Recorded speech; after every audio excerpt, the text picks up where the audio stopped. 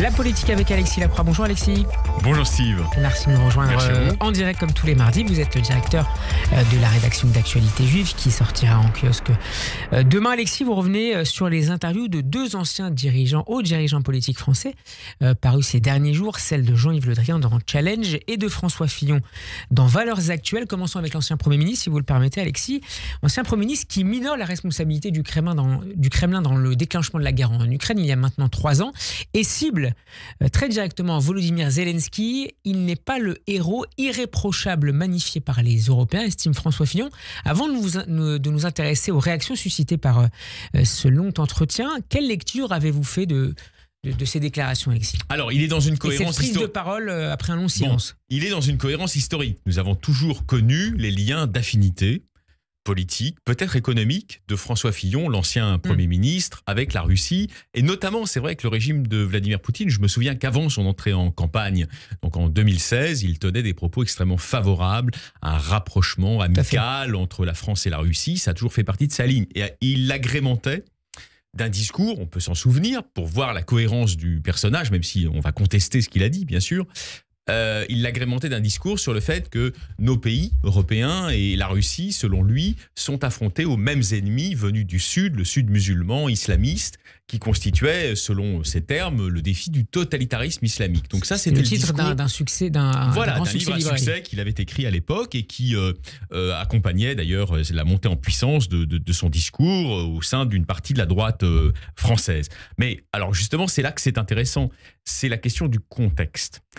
Je suis frappé, même s'il y a peut-être de l'hypocrisie, mais il n'y a pas que de l'hypocrisie, par le fait qu'un certain nombre de responsables politiques, notamment au Rassemblement national, on pense à Jordan Bardella, mettent très en veilleuse la ligne historiquement pro-russe du parti. Il y a même des correctifs de trajectoire importants dans la bouche de Jordan Bardella depuis 1 an, et surtout ces derniers jours, qui affiche sa solidarité, j'allais dire c'est inconditionnel, et c'est même la base, avec le président Zelensky, après la scène d'humiliation absolument terrifiante que tout le monde a vécue par caméra interposée dans le bureau ovale avec le président et le vice-président américain. Après que le RN ait été accusé d'être la fidée financier du Kremlin. Oui, alors après, je n'entre pas sur ce terrain-là, les enquêteurs en savent plus que moi. C'est aussi peut-être une manière pour le RN et Jordan Bardella de rappeler évidemment, mais c'est aussi qu'il y a un détachement vis-à-vis de la Russie. C'est aussi qu'il y a une forme de décence commune, si vous voulez, dans un moment où un vaincu de l'histoire, au sens que Walter Benjamin, le philosophe, l'employait pour qualifier ceux qui, justement, n'ont pas la chance de triompher dans des conflits armés, apparaît en pleine lumière et demande le secours de l'Europe. La décence commune, c'est de ne pas, si vous voulez, l'attaquer. Or là, nous avons un ancien Premier ministre qui parle en tant qu'ancien Premier ministre dans un journal acquis, qui est un journal plutôt ami de François Fillon, des idées de François Fillon, qui l'attaque. Alors, je ne dis pas qu'il a tort sur le fond. Il n'y a aucun héros qui soit un héros. Quand on est un héros humain, je veux dire, par définition, on a des défauts. Après, il y a d'autres êtres humains a des défauts. Qu'on peut rappeler, j'en prends une parmi d'autres. En poussant la Russie dans les bras de la Chine, nous avons accéléré cette translation vers un nouvel équilibre mondial qui va se traduire par un affrontement sauvage entre Pékin et Washington, lequel constitue le principal risque de retour vers une guerre mondiale. Bon, alors là, il refait du Kissinger inversé, si vous me passez l'expression. En 72-73, Kissinger conseille à Nixon de détacher l'Union soviétique de la Chine afin justement de mieux combattre l'Union soviétique. Aujourd'hui... Sauf qu'Alexis, il considère... Attendez, laissez-moi finir le raisonnement. Aujourd'hui, les Trumpistes et ceux qui les suivent en Europe disent « c'est très bien, on est en train de détacher la Russie de la Chine, c'est-à-dire de la mettre de notre côté dans cette nouvelle... dans ce nouveau pacte américano-russe, en quelque sorte.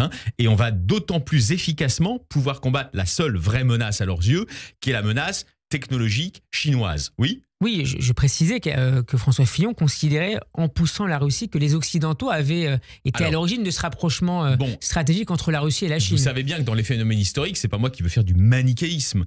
Il y a toujours, c'est multifactoriel. Donc il y a toujours des dynamiques que parfois certains acteurs accompagnent involontairement. Il est possible que l'Occident ait sa part de responsabilité. Mais aujourd'hui, j'allais dire, c'est pas le sujet. Et c'est en ce sens que la prise de parole de François Fillon choque. Pourquoi ?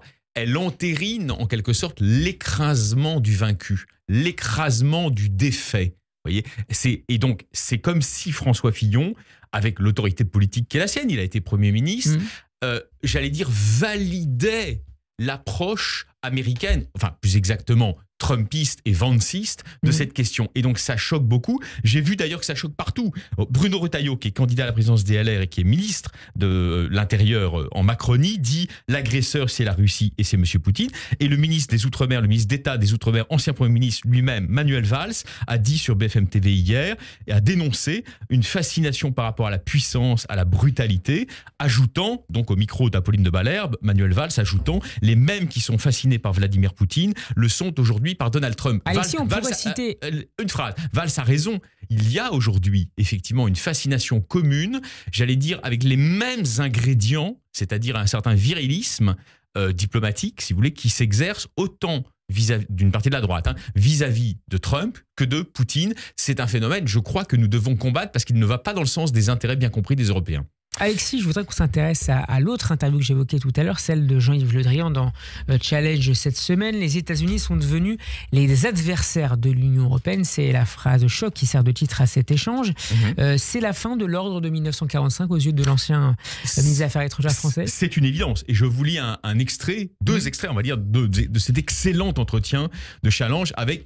C'est un homme dont la parole est rare. Bon, il a été envoyé personnel du président de la République au Liban depuis 2023, mais il ne s'exprime pas souvent dans les médias. Et donc, il s'effare, c'est moi qu'on puisse dire, des attaques permanentes, frontales, des Trumpistes, et notamment de Donald Trump lui-même, et de tout ce qui gravite autour de lui, contre les alliés historiques, le Canada, le Royaume-Uni, le Danemark et particulièrement l'Allemagne. Il s'effare aussi du discours du vice-président J.D. Vance à Munich, qui était, ajoute-t-il, une véritable déclaration de guerre idéologique contre les démocraties européennes. Et il ajoute, la formule fait mouche, elle est très bonne, c'est la révolution de l'extrême droite pour tous. Il n'a pas tort d'ailleurs, puisque, comme vous le savez, Elon Musk, qui est un homme important désormais de ce régime, entre guillemets, américain, a volé au secours de l'AfD et donné des consignes de vote en faveur du parti de l'extrême droite allemand. Enfin, il nous reste 40 secondes. Il s'interroge sur la marge de manœuvre de l'Europe dans cette nouvelle configuration où Trump découpe la planète en zones régionales en disant « Bon, bah toi, tu t'occupes de cette zone, moi, je m'occupe de cette zone. » Alors l'Europe, qu'est-ce qu'elle peut faire? Alors l'Europe doit, selon lui, se tenir unie politiquement, se réarmer militairement et se défendre économiquement. La réunion aujourd'hui à Paris des chefs d'état-major européens va dans ce sens-là, au moins sur le volet militaire? Absolument. Vous avez un alignement là sur ce plan-là entre les positions exprimées par des socialistes ou d'anciens socialistes. Jean-Yves Le Drian est un ancien socialiste qui avait rejoint la majorité macronienne pendant le premier quinquennat d'Emmanuel Macron. Mais enfin, il reste socialiste dans ses bases, si vous voulez, de raisonnement.